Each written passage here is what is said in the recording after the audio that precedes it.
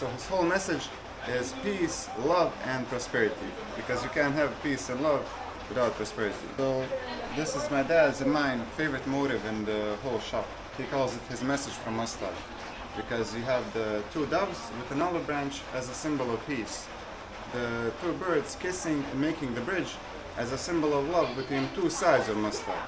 The Bosnian Muslim side with the mosque and the Croatian Catholic side with the church. And you also have the pomegranate, the fruit, which is a symbol of this region, but it's also a symbol of prosperity.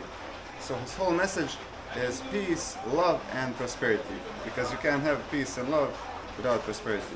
Love that, man. Love that. What's your name? Hamza. Hamza. Owen. Owen. Oh, yes. Yeah.